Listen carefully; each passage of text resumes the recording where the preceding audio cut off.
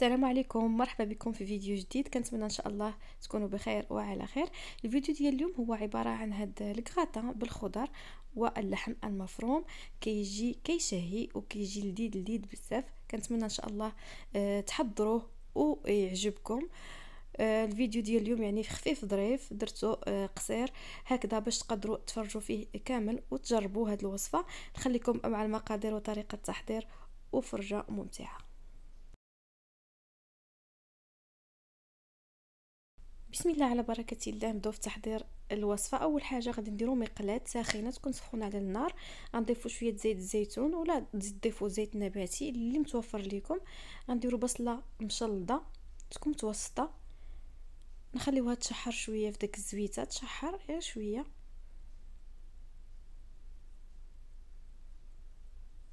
ومن بعد غادي نضيفو الخضار. هنا انا قطعت فلفله حمراء او فلفله خضراء، يعني اللي متوفر عندكم. وغادي نضيف لهم شويه ديال الشامبينيون كان عندي في الكونجيلاتور حتى هو. وغادي نشحر كل شيء مزيان، خليهم يتشحروا مزيان. عاد غادي نضيف الكفته، تقريبا شي 200 غرام ديال الكفته ولا 300 غرام، يعني على حسب اللي متوفر عندكم. تقدروا ديروا الكفته او ديروا الدجاج او الديك الرومي، تقطعوا طريفات صغار وتا هو تديروه. هنا عندي التوابل، عندي شويه ديال الثوم بودره، شويه ديال الزعتر، شويه ديال الكمون، شويه ديال الفلفل الاحمر والتحميره، البزار والملح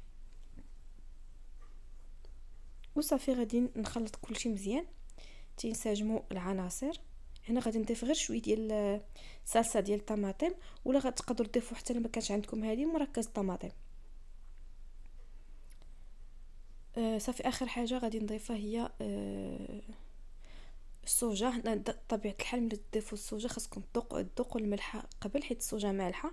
فانا ذقت الملحه ودرت هاد المعلقه كبيره ديال الصوجه. تقدروا تزيدوا اكثر، يعني الصوجه راه كتجي كتبنن صراحه. هاد الكراطان كيجي بنين بزاف، وإلا ما كانش عندكم يعني راه ماشي ضروريه. المهم صراحه كتبنن هاد الكراطان.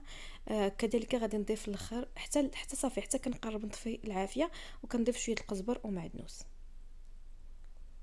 صافي كتخليو غير داكشي يتشحر شويه صافي صافي. هنا غادي نطفي عليها كما كتشوفوا، مبقاش فيها الماء. غادي ناخذ مول ديال الكراطان، غادي ندهنو بشويه ديال الزبده، اي مول عندكم ديال الزاج كيدخل الفران. وهنا سلقت البطاطا، تقريبا شي 4 البطاطات سلقتهم وسلقتهم مع شويه الماء والملحه وصفيتهم.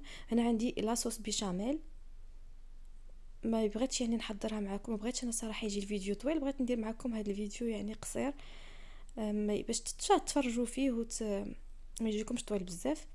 ف البيشاميل ديجا كنت حضرتها في واحد الكراطان واحد اخر، غادي نخلي لكم الرابط في صندوق الوصف الا بغيتو. بالنسبه للبنات اللي ما تعرفوش، ني البنات المبتدئات اللي ما تعرفوش يصايبوا البيشاميل. هنا صافي غادي ندير هذيك الحشوه من الفوق، وغادي نضيف كذلك ديك البيشاميل اللي تبقات ليا. والفران تيكون ساخن طبيعه الحال.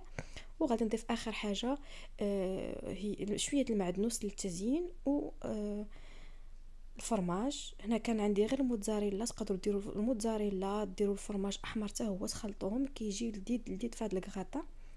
صافي. هنا غادي كما قلت لكم الفران راه ساخن من الفوق للتحت. غادي ندخل الكغاطان ديالي حتى كيتحمر مزيان وكيطيب صافي، وكنخرجو. هنا ضفت غير الفرماج موتزاريلا هو اللي متوفر عندي. صافي. هنا غادي ندخلو الفران، وها هو الكغاطان من بعد ما خرجته من الفران خليته شويه دفى شويه، عاد قطعته.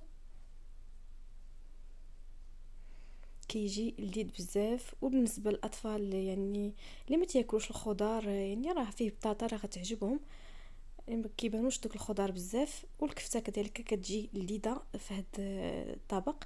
كنتمنى تحضروه وتنقول لكم بسلامه الى فيديو قادم ان شاء الله. خليتكم على خير.